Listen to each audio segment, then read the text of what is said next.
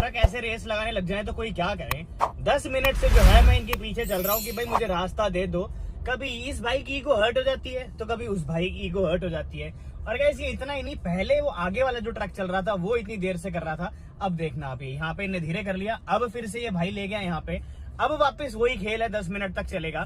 तो यार ये मेरे को समझ में नहीं आता कि ट्रक वाले भाई ऐसा क्यों करते हैं। हाँ मैं जानता हूँ कि भाई लोड वोड बहुत ज्यादा होता है एंड थके हुए भी होते हैं, बट देन फिर यार देखो आप उसने तेज कर लिया, अब ये तेज कर रहा है। तो ये खेल में पिछले 10 मिनट से देख रहा हूँ, हॉर्न भी मार के देख लिया, सब कुछ करके देख लिया, पर ये दोनों भाई जो है मेरे को रास्ता देने के लिए बिल्कुल भी तैयार नहीं है। और सबसे बड़ी बात है कि इस भाई ने तो अपने ट्रक पे नंबर ही नहीं लिख रखा, लो कर लो क्या करेगा कोई।